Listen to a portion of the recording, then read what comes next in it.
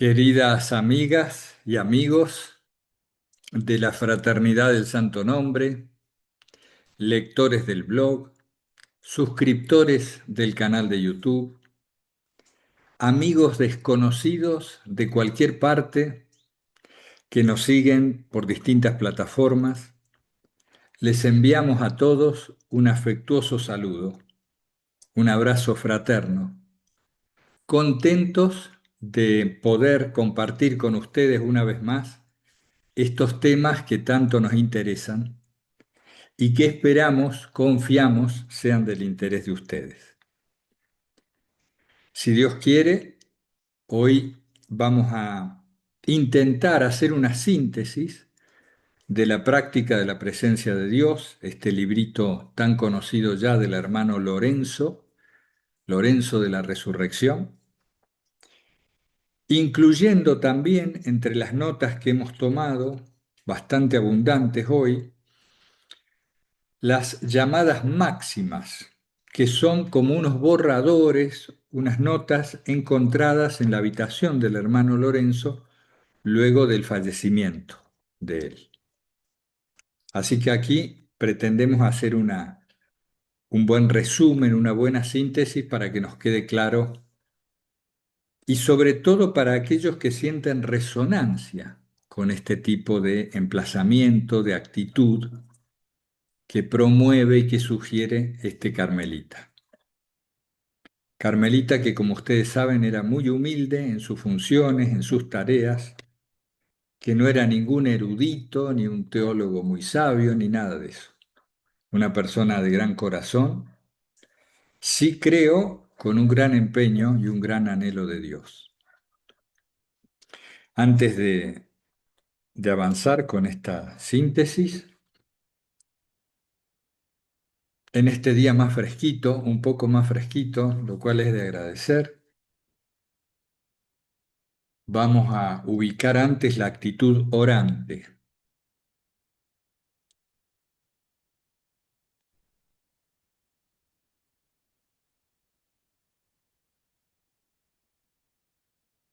Una disposición reverente, donde haciéndonos conscientes del Dios que nos habita, del Dios que nos envuelve, que nos rodea, que nos abraza amorosamente siempre a todos, independientemente de nuestra condición, de nuestra situación, de la etapa espiritual que atravesemos, haciéndonos conscientes en la medida que podemos de eso, nos dejamos atravesar por el signo de la cruz,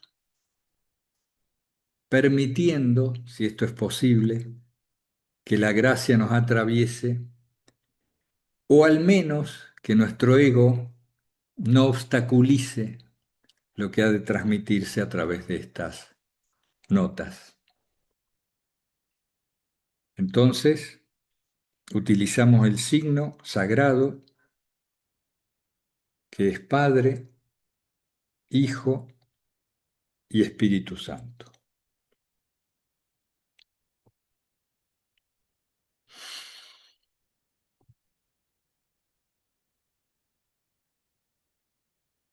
Muy bien, pongamos manos a la obra si encontramos este artilugio para poder ver.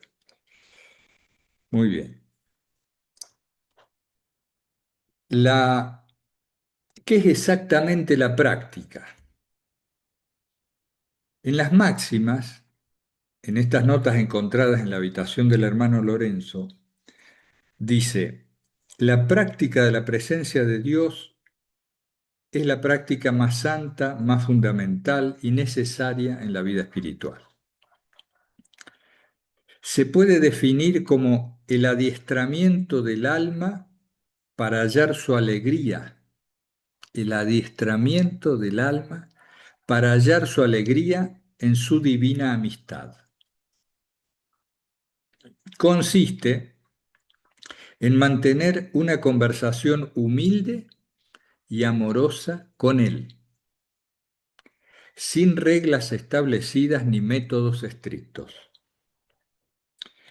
Esta conversación debe ser constante, en todo momento, particularmente en los tiempos de la prueba y de la tentación, durante cada temporada seca y apática del alma, e incluso cuando cedemos a la deslealtad o caemos en el pecado. En la cuarta conversación, fíjense, esto está muy relacionado, dice el hermano Lorenzo. Para dirigirnos a Él en todo momento, solo necesitamos, atendamos a esto que es clave, porque claro, se dice, permanece conversando con Dios en su divina presencia, pero ¿cómo hacemos esto? Tenemos que reconocer que Dios está íntimamente presente con nosotros, que podemos pedir su ayuda para conocer su voluntad en cosas dudosas y para realizar correctamente aquellas que vemos claramente que se necesita en nosotros, para realizar correctamente aquellas que vemos claramente que se requiere de nosotros, cumplir nuestro deber, digamos, ofreciéndole estas actividades antes de realizarlas y agradeciéndole cuando hemos terminado. Hay un antes y un después. Esto de la cuarta conversación. Fíjense que si nosotros lo vemos así en crudo, sin penetrar en el misterio de qué era para él la divina presencia, nos puede resultar como, acá los españoles dicen cansado, te va a resultar cansado, ¿no? Cansador, pesado. Esto de, antes de cada actividad más o menos diferenciada de otra, ofrecer esa actividad y al terminar agradeciendo. Pero esto es impensable. ¿Cómo voy a hacer esto? Es agotador. Depende desde dónde lo estás mirando. Si a esto lo tomás intelectualmente, sin duda es como una fatiga. Pero si verdaderamente, a medida que avanza el día, nosotros vivimos en su presencia, esto te sale como parte misma de la reverencia en la que estás actuando. Ustedes se acordarán que a veces hemos hablado de la actitud ceremonial, de buscar un hacer litúrgico y que esto se transparenta en ciertos modos que adoptamos. Movimientos precisos, sin prisa, etcétera. Solíamos decir como cuando uno prepara los materiales, los elementos en un altar, por ejemplo, antes de una misa. Cuando nos ha tocado ayudar en eso, uno lo hace con mucho cuidado, con mucho esmero. O cuando vas a esperar a un ser querido, alguien quien valoras mucho, entonces preparas todo con mucha dedicación. Vivir en la presencia, atentos a este envolvente abrazo, a su mirada amorosa, nos facilita actuar así. Entonces, desde esa situación interior, no parece tan difícil al iniciar una actividad ofrecerla, pedir la ayuda para ella y agradecer al terminar. No parece tan difícil. Yo creo que la clave está en la previa, en ponerse en la presencia. ¿Qué más? Esta práctica, dice Lorenzo, tiene muchos nombres. En las máximas, a veces la llama un acto simple o un conocimiento claro y distinto de Dios. En otras ocasiones habla como si estuviera mirando a través de un espejo o mirando amorosamente o simplemente percibiéndole a Él en su alma. Esperar en Dios, una conversación silenciosa, descansar en Él. ¿Mm? Son distintas formas de mencionar lo mismo. En la quinta carta dice Lorenzo, sé que para su correcta práctica, Fíjense que esto es clave. Para su correcta práctica, el corazón debe estar vacío de todas las demás cosas, porque Dios posee el corazón Él solo. No puede poseerlo sin que esté vacío de todo lo demás. Esto es fuerte, sorprendente y de primera mano nos parece imposible. ¿Cómo me voy a vaciar yo de todo lo que valoro, de todos los apegos que tengo, de tantas cosas que me importan? Imposible, absolutamente. Bueno, para Dios no hay nada imposible. Nosotros creo que podemos llegar al punto de desear que Él sea lo más importante. ¿Cómo me gustaría no estar tan hipnotizado por las cosas pasajeras, tan encandilado por lo fugaz, por lo que termina, tan preocupado por naderías?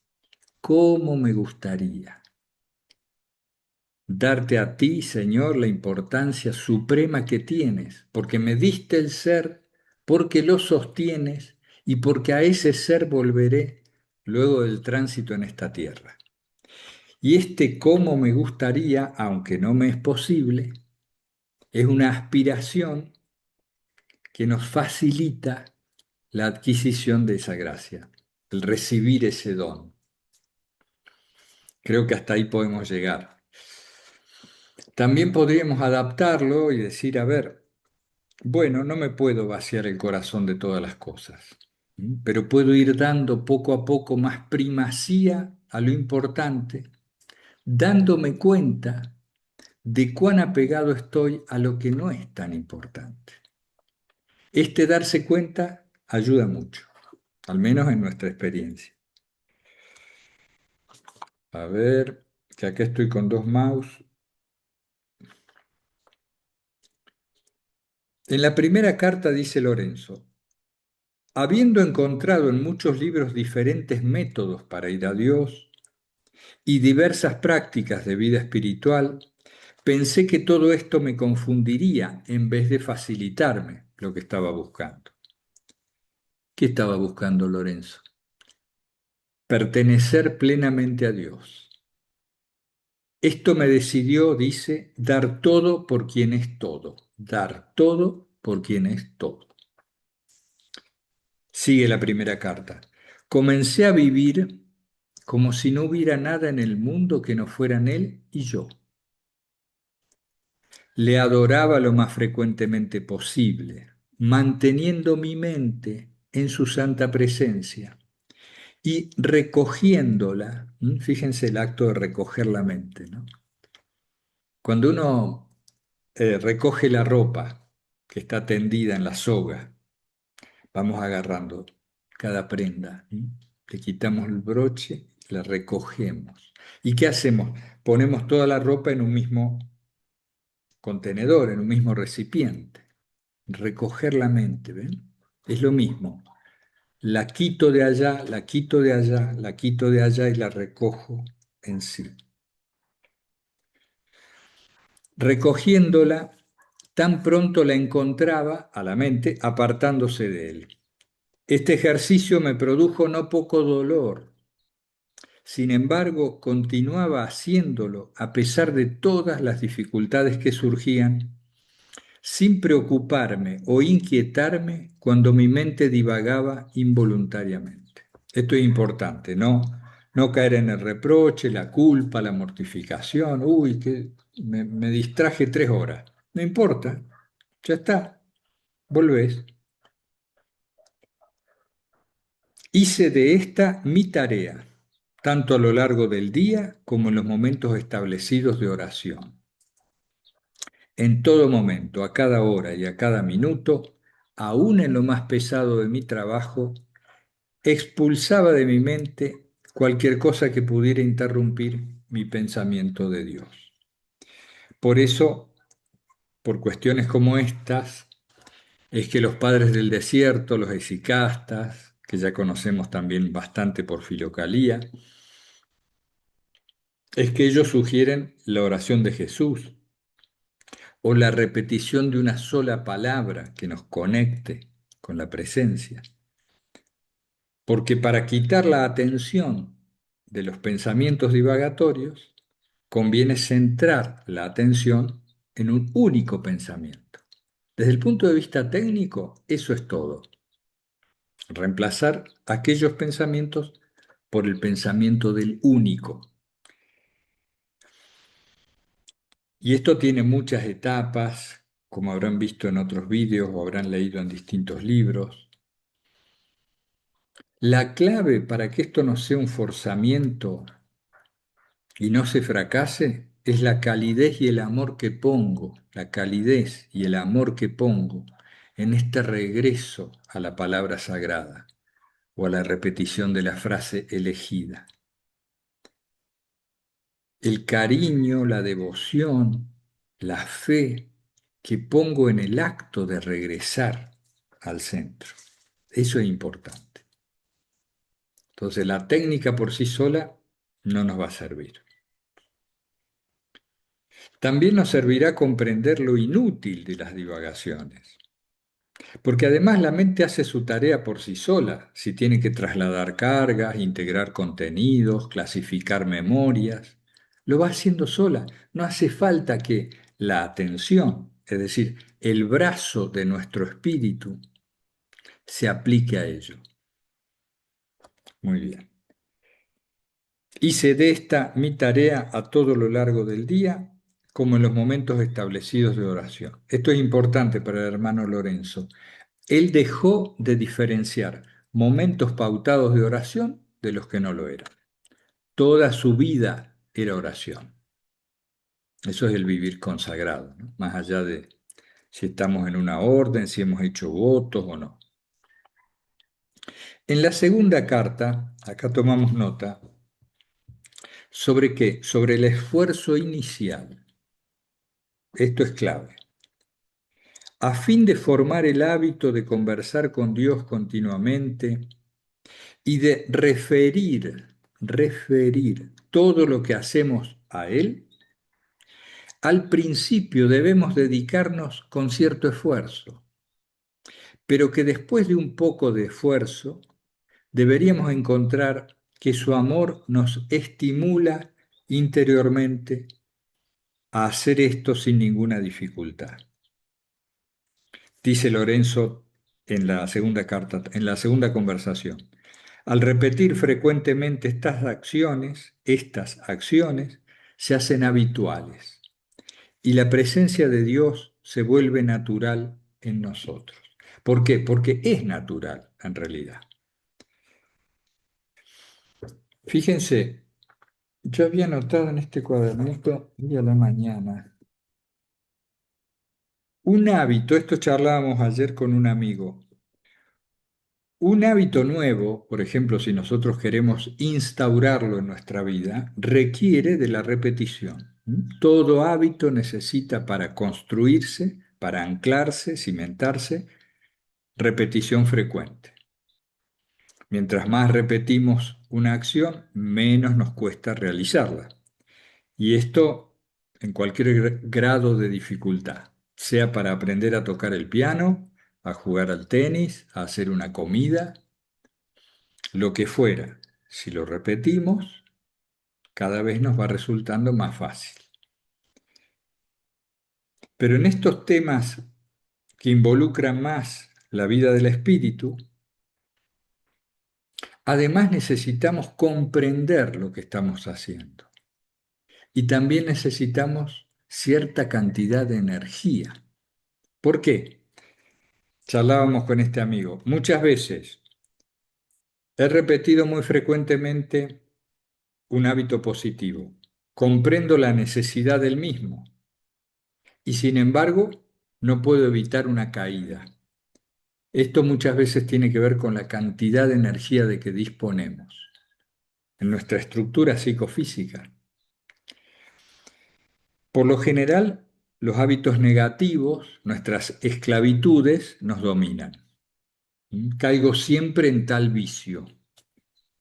Cuando caigo en tal vicio, esto me sume, me hunde en cierta oscuridad interior que me predispone a nuevos vicios o a profundizar en el que ya he caído. ¿Cómo hago? Tengo que repetir el hábito deseado, el que quiero alcanzar.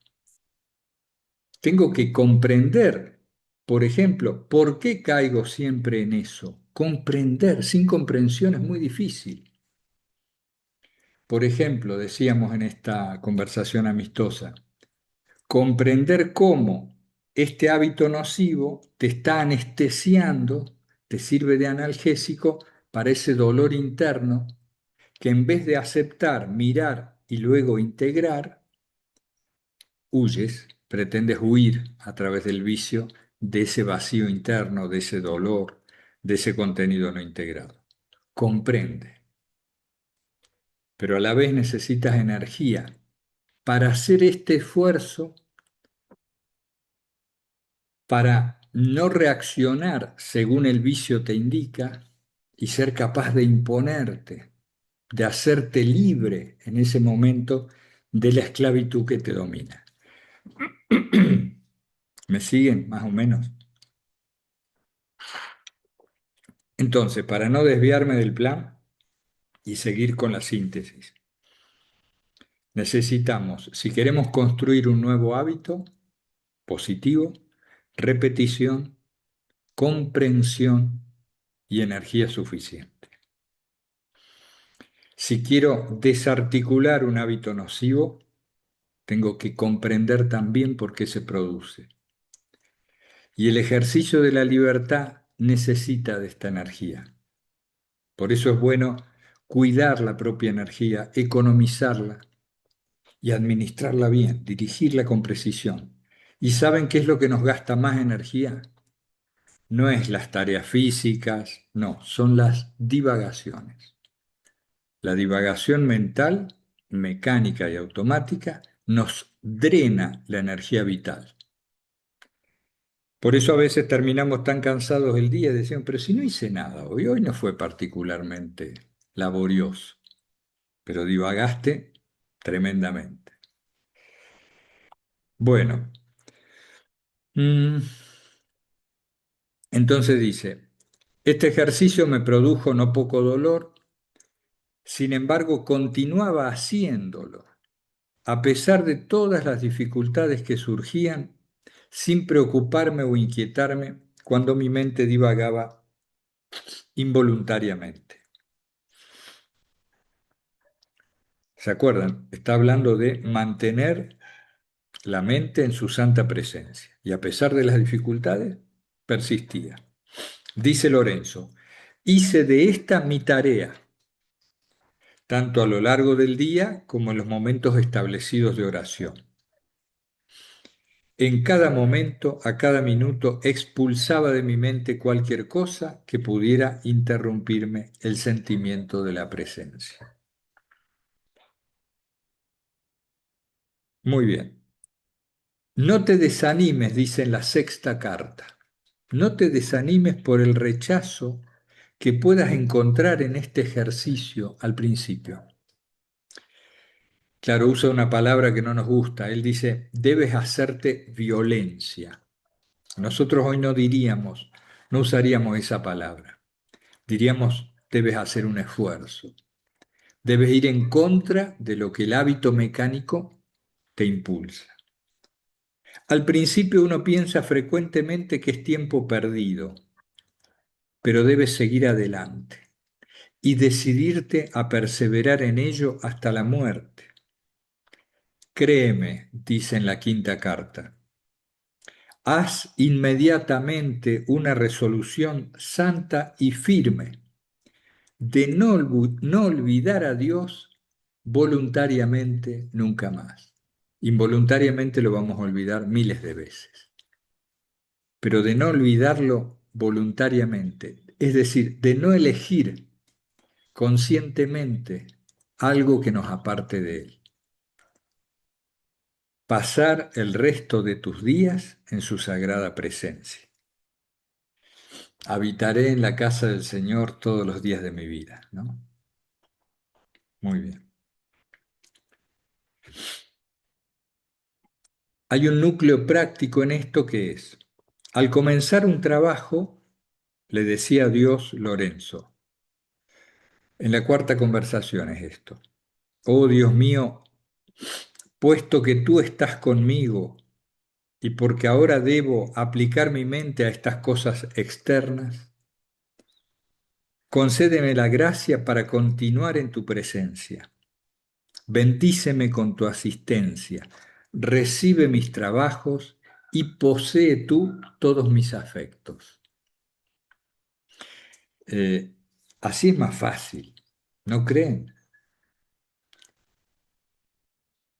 Entonces es más fácil pasar el trapo, limpiar el piso en el monasterio o preparar la comida para nuestra familia o atender el jardín o ir a la oficina. Es más fácil cuidar a los nietos, por ejemplo, si lo hacemos en esta sensación, en esta conciencia de su presencia y habiendo antes pedido su asistencia.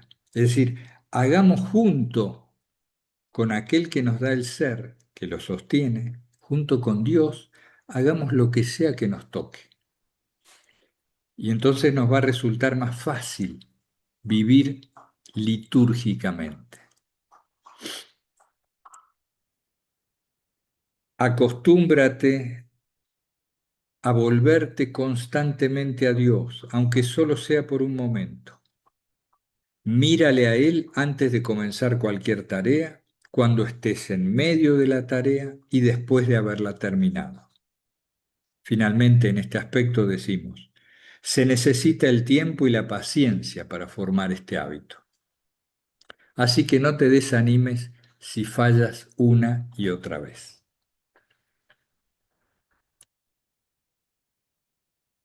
Mm, ¿Qué más dice Lorenzo? En una de las máximas para alcanzar la vida espiritual dice, debemos realizar cada tarea con reflexión y cuidado. Reflexión y cuidado. Evitando la imprudencia y la prisa. Esto siempre volvemos a este tema, fíjense. Evitando la imprudencia y la prisa, que son señales de una mente indisciplinada. Debemos ocuparnos de nuestras tareas con tranquilidad, calma y amor, pidiéndole a Dios que bendiga el trabajo de nuestras manos. Fíjense, acá tenemos todo. Debemos ocuparnos de nuestras tareas con tranquilidad, calma y amor, pidiendo la asistencia de Dios. Dice Lorenzo, vieron que acá mencionamos recién, la imprudencia y la prisa son señales de una mente indisciplinada. ¿Saben una cosa que yo creo que nos pasa, nos ocurre? Es que nos olvidamos que la mente es una herramienta a disposición nuestra. Lo mismo que el cuerpo, una herramienta motriz. Puedo usar la mano como tenaza, la puedo usar como contenedor, como recipiente, para esto, para aquello. Y la mente también es una herramienta puesta al servicio del espíritu que somos. A la vez que cuerpo y mente manifiesta el espíritu invisible que somos, son una herramienta que podemos utilizar para actuar en el mundo creado con intención y atención cuando vivimos desde el espíritu y en verdad. Pero olvidamos y solemos tomar a la mente como nosotros mismos, como nuestra propia voz.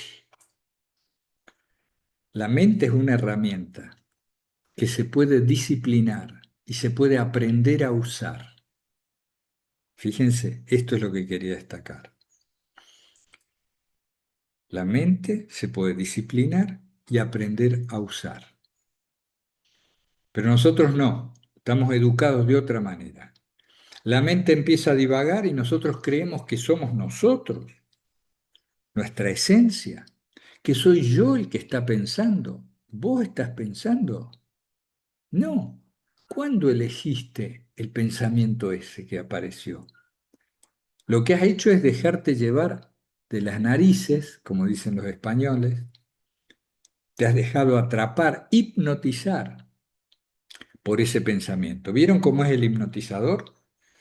En las películas al menos, yo nunca he ido a uno, te hacen seguir un objeto, ¿no? Entonces han captado tu atención, te van haciendo un relato y vos te perdés en ello y ya sos más manipulable por el hipnotizador. Bueno, esto nos pasa con los pensamientos. Me captan la atención, me pierdo en ellos, me olvido de mí.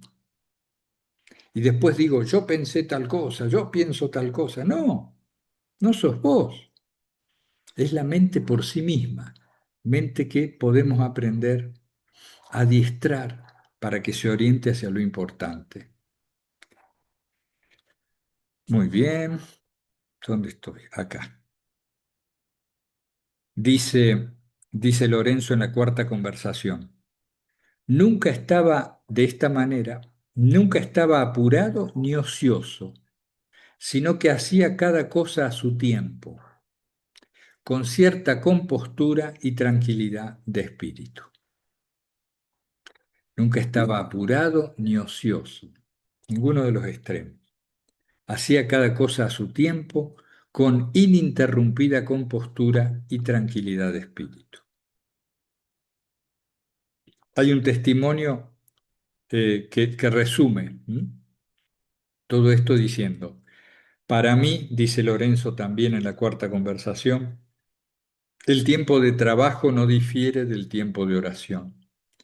Y en medio del ruido y el alboroto de mi cocina, con muchas personas pidiendo cosas diferentes al mismo tiempo, tengo una gran tranquilidad en Dios, como si estuviese de rodillas ante el Santísimo Sacramento.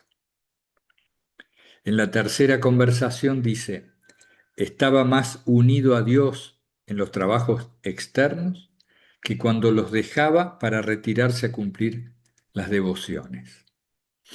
Se había habituado mucho a esta práctica cotidiana. Hay dos detalles biográficos acá que tenemos que podemos tener en cuenta, tenerlos a mano. La cocina le producía por naturaleza una gran aversión, cuenta Lorenzo. Y las compras de vino, por ejemplo, en Borgoña y Auvernia, también. Espérense que tengo que pausar acá un momento que se me acaba la batería.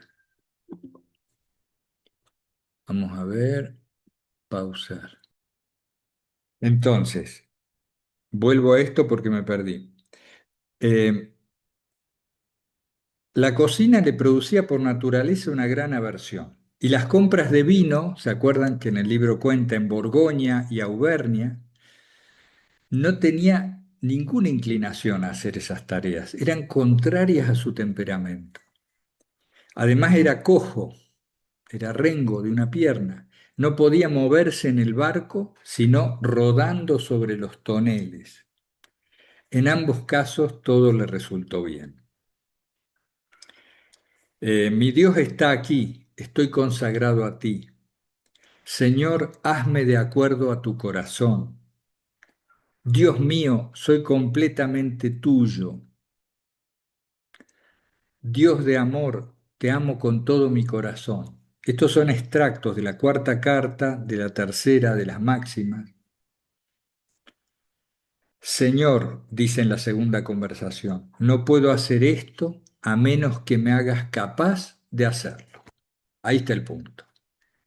Esta entrega, esta conciencia de la necesidad de la gracia. Entonces, a pesar de que no le gustaba la cocina y fue cocinero mucho tiempo, a pesar de que era de temperamento naturalmente escondido, introspectivo, lo mandaban a viajes que en esa época, 1650, por ejemplo, eran viajes terriblemente fatigosos y dificultosos, contrarios a su temperamento y encima con una dificultad física. ¿Ven? Pero era su entrega, y su conciencia de que Dios lo asistía, lo que a él le permitía ser impecable en esto. Muy bien. Dice también Lorenzo, por supuesto puedes usar otras palabras a medida que el amor te mueva en el momento, pero ten cuidado de no dejar que la mente divague de nuevo al mundo. Permanece centrado, centrado solo en Dios. Dice, si la voluntad controla la mente puede permanecer en Dios. Si la voluntad controla la mente puede permanecer con Dios. La voluntad, recordemos, es una manifestación del espíritu que soy.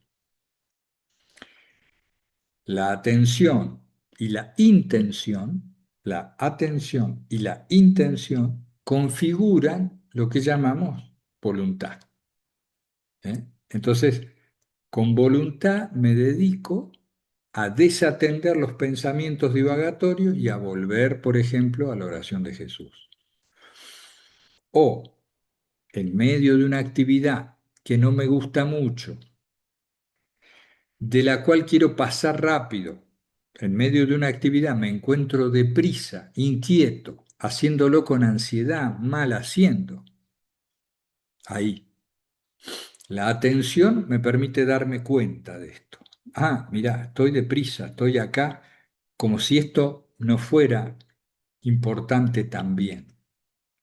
Estoy olvidándome que esta acción puede ser una oración, una ofrenda. Entonces, eso lo hago con la atención. Allí aplico mi intención. ¿Cuál es? Permanecer en Dios. Y entonces, con esto recogido en mí, aplico mi voluntad, es decir, mi fuerza interior, la fuerza del hombre interior, la aplico a reencauzar la tarea. ¿Me siguen? Es fácil preguntar si me siguen cuando no hay interlocutores a la vista, ¿no? Vamos a suponer que sí. Eh, en la tercera carta dice Lorenzo, elevar un poco el corazón es suficiente. Un pequeño recuerdo de Dios, un acto de adoración interior, aún en medio de la marcha y espada en mano. Son oraciones que, aunque sean cortas, son sin embargo muy aceptables. Nadie lo nota y nada es más fácil que repetir frecuentemente durante el día estas pequeñas adoraciones interiores. En la séptima carta, dice aquí, dice Lorenzo, eleva tu corazón a Él, incluso durante tus comidas y cuando estás acompañado. Hasta el más pequeño recuerdo será aceptable. No necesitas clamar en voz alta. Él está más cerca de nosotros de lo que nos damos cuenta. Y también en la séptima carta, no es necesario para estar con Dios estar siempre en la iglesia. Podemos convertir nuestro corazón en un oratorio. Podemos convertir nuestro corazón en un oratorio, donde podemos retirarnos de tanto en tanto para conversar con Él en mansedumbre, humildad y amor. Esto encaja perfecto con aquello de la ermita interior, ¿no? O la celda interior, como decía Santa Catalina de Siena. Quisiera destacar de esta parte final. Podemos retirarnos de tanto en tanto para conversar con Él. ¿Cómo? En mansedumbre, en humildad y amor. Recuerden que Lorenzo también decía que había que hablar con Él en cualquier momento, aún desesperados, por supuesto. Pero acá nos está destacando qué importantes son esos momentos, pequeños momentos de retiro al corazón, donde le hablo a Dios con mansedumbre, humildad y amor.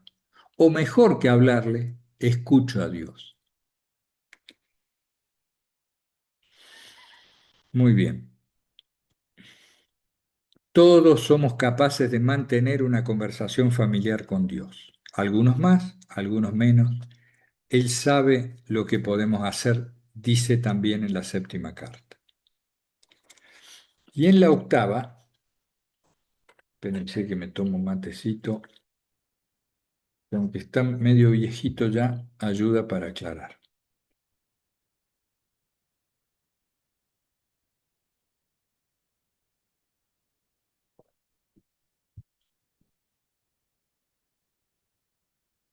No te sugiero, dice en la octava carta, multiplicar las palabras en la oración. Fíjense que esto nos puede servir también a nosotros en nuestras oraciones comunitarias. No te sugiero multiplicar las palabras en la oración, porque las muchas palabras y los largos discursos frecuentemente son ocasiones para divagar.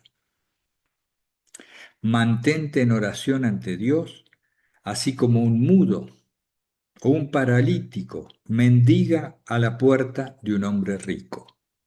Claro que estas imágenes, como decíamos el otro día, son muy propias de la época y del contexto en el que él vivía, pero a nosotros no nos son extrañas tampoco en la actualidad.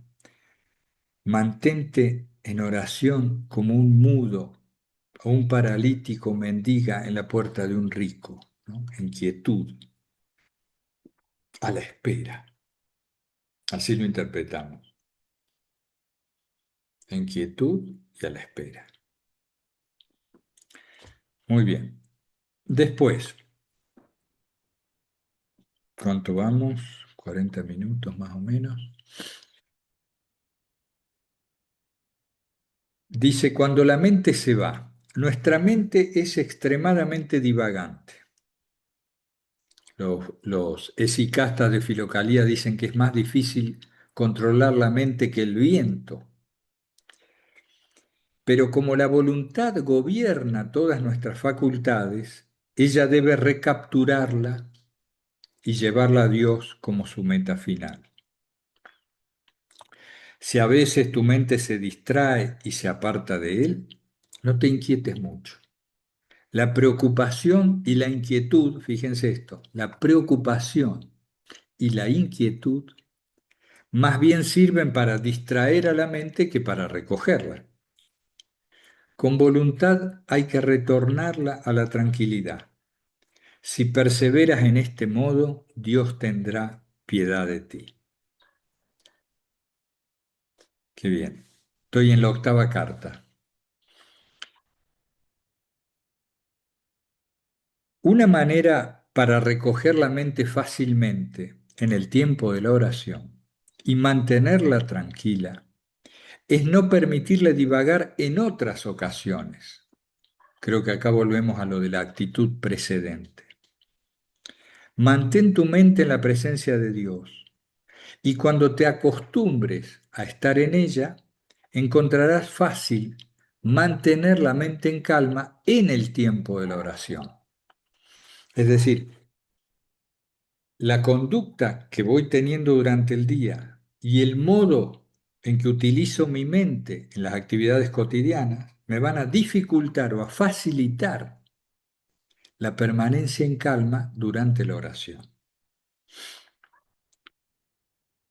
Si yo ya vengo actuando como ofrenda, si ya vengo atento a la presencia, si pongo lo mejor de mí, aunque sin mortificarme, para actuar ceremonialmente en la actividad que me toque, en lo que el momento me traiga, llegada la hora de la oración, es más fácil recogerse. Pero si antes de la oración vivo medio desesperado, frenético, agitado, ansioso, preocupado, como si Dios no existiera, como si todas las cosas dependieran de mí, gran ilusión si las hay, ¿verdad? Vivo fatigado porque, claro, cargo en mí el peso del mundo de mi familia, del mundo de mi trabajo, del mundo de mis cosas. y vivo como si Dios no existiera, después voy al momento de la oración y claro, no me va a ser fácil mantener la mente en calma y concentrada en la ejaculatoria o en el mantra, ¿verdad? Hay una, hay una metáfora que creo que proviene originalmente de la India. Yo la conocí a través de un santo hindú a quien admiro y quiero mucho, Ramana Maharshi, Sri Ramana Maharshi, el Bhagavan. Eh, Él cuenta esta metáfora en una de sus conversaciones que han recopilado, ¿no? Pero creo que es mucho más vieja. Él dice que, por ejemplo, súbete a un tren, tú te subes a un tren y puedes llevar tu mochila o tu bolsa, tu carga, la puedes llevar en los hombros, ¿no? Y vas todo el viaje en tren de pie. Imagínense un tren en la India a principios del siglo XX, creo que hoy también sigue pasando, totalmente apiñado, lleno de gente, todos los asientos ocupados, de pie, cargas tu mochila y vas en el tren. Un largo trayecto. ¿Por qué no la dejas en el piso? Deja la carga en el piso, que va junto contigo porque el tren la lleva. Es decir, Dios y su providencia nos van guiando. No hace falta que llevemos la carga en nuestros hombros. ¿Eh? Vamos en el tren de Dios. Entonces, hagamos lo nuestro, hagámoslo, pero no creamos que depende de nosotros. Sobre todo los resultados. Nosotros, decía también otro gran célebre personaje de la India, Gandhi, tan conocido Gandhi. Él también decía, en tus manos está la acción, los resultados están en Dios. Y esto lo decía no en un momento cómodo, lo decía en plena revolución, ¿no? Cuando él guiaba a las gentes a esa desobediencia civil pacífica para liberar a su pueblo de la tiranía, en medio de ese tumulto, de esas preocupaciones, él insistía, la acción está en tus manos, no los resultados, ¿verdad? Muy bien. Entonces, prepararnos para la oración, para los momentos puntuales de oración, requiere que durante el día llevemos una vida lo más coherente posible con lo que pretendemos en la oración. Calma, tranquilidad, centramiento en Dios.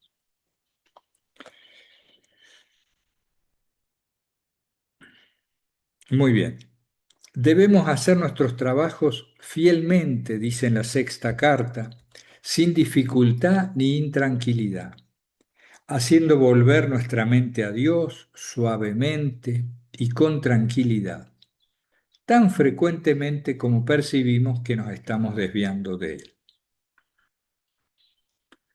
Dice en la segunda conversación Lorenzo que al principio había pasado su tiempo de oración, al principio, rechazando frecuentemente pensamientos erráticos, volviendo a caer en ellos. ¿Mm? No hay problema, no hay problema, pero es la tarea de nuestra vida, es la tarea de nuestra vida. Imagínense ustedes, yo sé que esta enfermedad existe, no sé el nombre ni cuáles son las causas, pero por ejemplo, o varias enfermedades similares, donde un miembro, por ejemplo, la mano izquierda, tiende a temblar o se mueve involuntariamente, o la quiero dirigir para allá y no me va ajustadamente, sino que va a un lugar distinto. Nos resulta muy evidente, ¿no? Cuando una mano no responde a nuestra intención. O vieron cuando se nos duerme el brazo porque hemos estado apoyados sobre él y al despertar queremos moverlo y no podemos. Está dormido, decimos, el brazo. Imagínense que la mente hace esto mismo. La mente va en dirección distinta a la que nosotros queremos que vaya. Queremos que responda y no nos responde. Va por donde ella quiere. ¿Por qué insisto en esto? Para que tomemos conciencia de que la mente es como un miembro que no nos responde. No creamos que lo que ella hace a su antojo es lo que nosotros queremos que haga. Démonos cuenta de que va a lo suyo. Es importante que nos demos cuenta que la mente puede ser una herramienta de nuestra intención y que puede sernos de gran ayuda para elevarnos hacia Dios, para permanecer en su presencia. En una mirada rápida, nosotros podemos creer que lo del hermano Lorenzo es puro voluntarismo.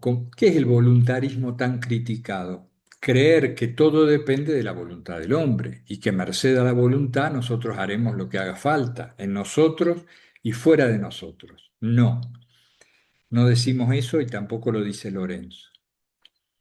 Es utilizar las facultades que nos dio Dios, entre ellas la atención y la intención, en dirección hacia Él, contando con su gracia y con que Él sostiene nuestra vida e incluso nuestros propósitos cuando son correctos. El voluntarismo es prescindir de la providencia, creer que todo depende del hombre. Y el quietismo, que en cierto momento había mucha polémica con eso, es decir, yo no hago más nada porque todo lo va a hacer Dios. ¿Mm? No hago más nada. Entonces, me quedo absolutamente quieto el resto de la vida. Así te va a ir. Así que hay que mezclar. ¿Mm? Hay que establecer en nosotros esta sinergia entre gracia y libertad humana. Bueno, ya para irnos acercando un poco más al final,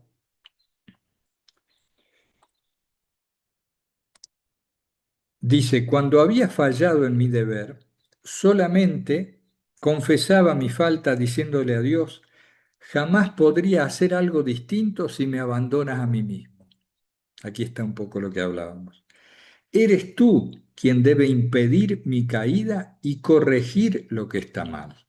¿Ven? Ahí se ponía en manos de la providencia.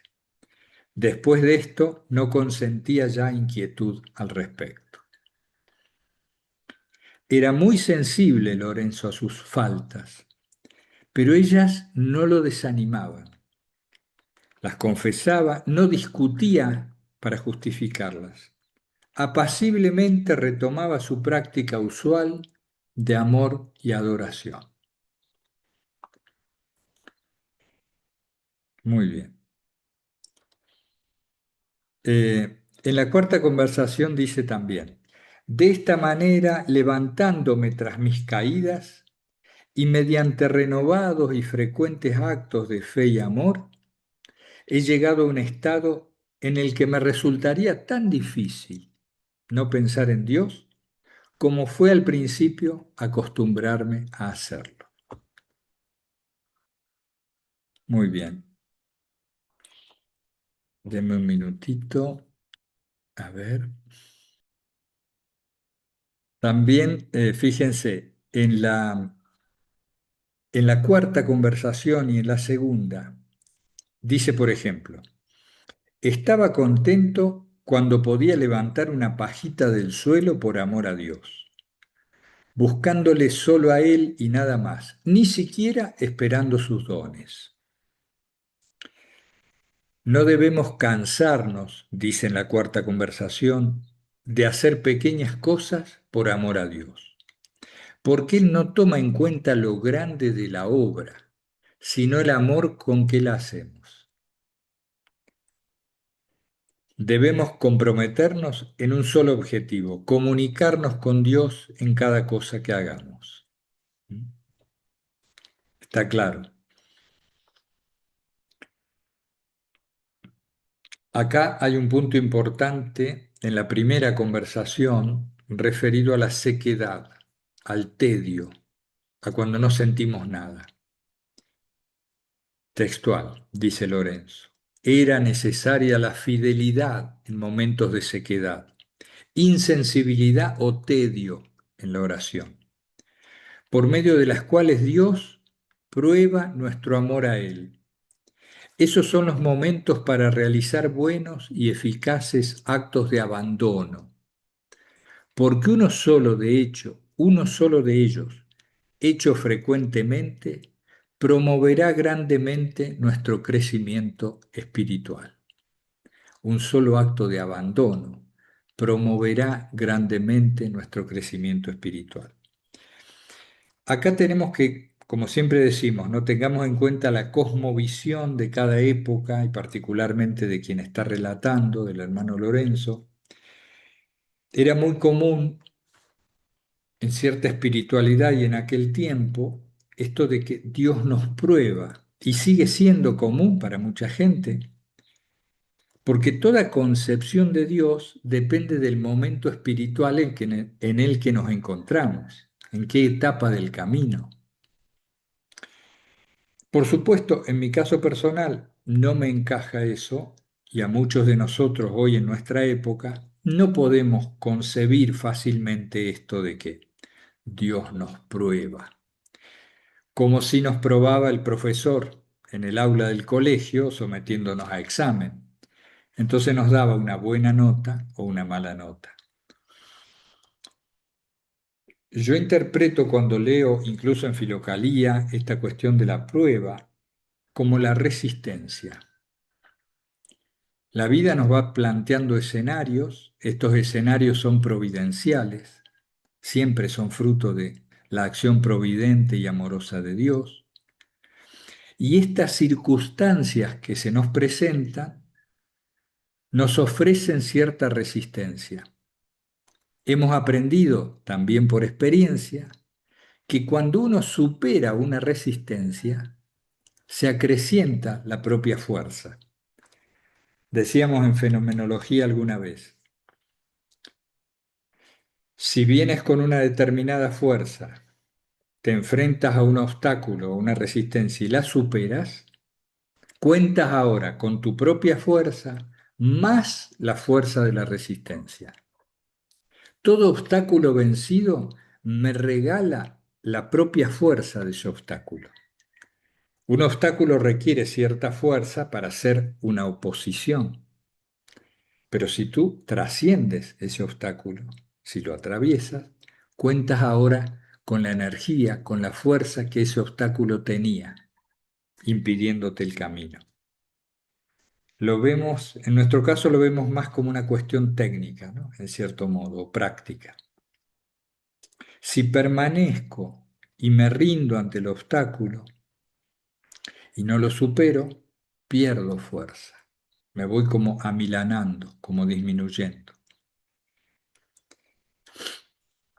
A propósito de esto de las pruebas y de los momentos en la etapa espiritual,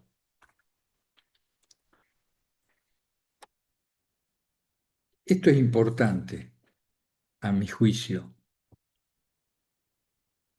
El camino de Santiago, el cual tuvimos la gracia de caminar. Ahora tenemos a una amiga ahí, Teresa, que está también haciéndolo en este momento. A través del camino de Santiago, en las diferentes etapas del camino, si uno se detiene y mira a un lado, mira al otro, mira para adelante, mira para atrás, va a encontrarse un paisaje determinado. Es decir, cada etapa del camino me muestra un paisaje. Pero entablo diálogo, vamos a suponer por teléfono, entablo diálogo con un caminante que está 3 pueblos más adelante. Y yo le digo, ¿tú qué ves? Me va a decir, veo una montaña y un río. Ah, no, yo veo una llanura y veo allá unos girasoles. No veo ninguna montaña ni ningún río. Imaginen ustedes que nos pusiéramos a discutir. ¿No sería tonto esto? No, hay una montaña y un río. No, hay unos girasoles y una llanura. Pero espérate, que cada uno está en un lugar distinto. Los dos tienen razón. Los dos caminantes tienen razón de lo que están viendo. La discusión se presenta porque estamos obviando, dejando de lado, que están en situaciones diferentes. Entonces, cuando se dice aquella espiritualidad infantil, pasemos ahora a una espiritualidad adulta, o abandonemos esa concepción infantil de Dios, porque pareciera ser que es esta, la mía, la concepción válida. A mí me provoca esto un cierto escozor porque digo, pero a ver, es que están en diferentes etapas del camino. En una etapa se ve una cosa y en otra etapa se ve otra. Si yo caratulo, etiqueto a tal etapa de infantil, por decir el caso, y a tal otra de madura, no estoy situándome en un lugar ajeno y en cierto modo juzgando una espiritualidad u otra. Yo mismo me acuerdo, de haber dicho estas cosas. Por ejemplo, tal cosa es más infantil que la otra. Digo, pero a ver, ¿dónde te sitúas? ¿Dónde me sitúo? Como si yo supiera no sé qué. Si estás frente a tal pueblo, vas a describir tal cosa. Si estás frente a una llanura, vas a describir tal otra. Ambas son ciertas. Son momentos del camino. Entonces, para yo decir que una etapa es así o asá, tengo que ponerme a juzgarla, a evaluarla. Y ahí es donde se nos arma, me parece, se nos mete un lío. Muchos santos y sabios en la historia han manifestado una actitud, incluso el mismo Lorenzo, que livianamente puedo juzgar desde mi superioridad de ya avanzado el siglo XXI, con la IA, la tecnología y todo lo demás, livianamente puedo juzgar de infantil la conducta de esos santos. ¿No será a lo mejor al revés? ¿No será que lo que tildamos nosotros de ingenuidad es sabiduría profunda? ¿Sencillez? ¿Qué podríamos decir de Santa Teresita de Lisieux? Pero sin embargo parecía ser muy sabia y en su vida lo manifestaba. ¿Y qué nos queda de observar a santos como Francisco de Asís, que andaba enamorado del agua, del sol? Pues bueno, ¿no? Podríamos también decir que infantil, o será al revés. Solo quiero plantear este tema de que es bueno no creernos mucho nuestra propia etapa espiritual, simplemente aceptar que todos estamos de camino atravesando distintos momentos. Bueno, me he ido del tema, pero me acuerdo que esto me interesaba decirlo y esto se ha hecho muy largo, lo lamento. Bueno, para no prolongar mucho el vídeo, aunque me faltan todavía unas cuantas notas, les voy a dejar esto en la descripción del vídeo, les dejo la síntesis, ¿m? Un link a la síntesis completa, que son notas que hemos tomado personalmente, resúmenes que hemos hecho y también dos PDFs que hemos encontrado, uno de ellos que nos envió un hermano donde se sintetizaba también todo lo del hermano Lorenzo.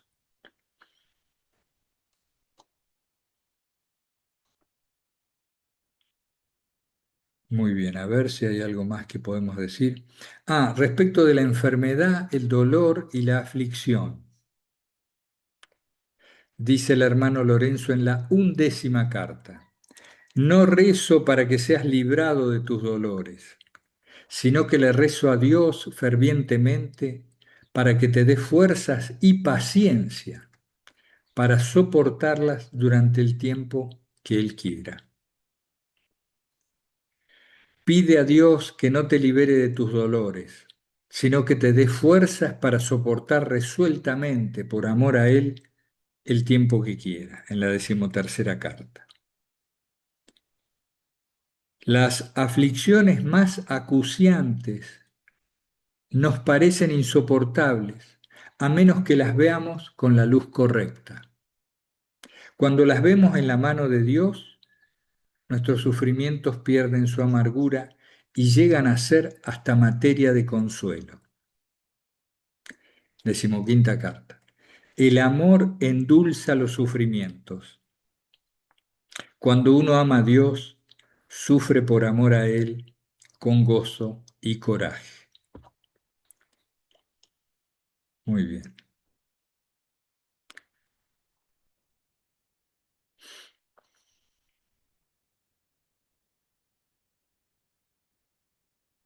Permanezcamos fieles y constantes en la búsqueda de la presencia de Dios. Mantengamos la mirada del alma fija firmemente en Dios con fe. Hazlo con calma, con humildad y amor, sin permitir que la ansiedad o la inquietud entren. Bueno, yo creo que le hemos hecho en estos vídeos que han pasado una buena recorrida al libro. No ha sido completo ni textual todo lo que hemos visto, pero creo que está bien. En el blog tienen los PDF a mano. En internet hay varias versiones y traducciones del libro La práctica de la presencia de Dios del hermano Lorenzo. Y también varias editoriales lo tienen ahora a la venta en línea y en papel. Así que ahí está como un estímulo a nuestra vida espiritual. Hemos hecho una serie más extensa y minuciosa con el peregrino ruso. Terminamos hoy esta con la presencia de Dios y vamos a ver qué nos depara la próxima vez. ¿Estoy satisfecho por cómo han salido estos vídeos con el librito La práctica de la presencia de Dios? No. En general, nunca estoy satisfecho con cómo salen los vídeos. ¿Qué progreso hemos hecho? Que podemos permanecer en paz aún con esta inconformidad, ¿m? Aceptando que las cosas no siempre nos salen como queremos. Pero tratamos de agradecer igualmente la posibilidad que tenemos de comunicarnos y de expresar los temas que nos interesan. Muy bien. Les mando un abrazo fraterno a todos de corazón, invocando siempre, de ser posible, sin cesar, el santo nombre del Señor Jesús. Hasta pronto.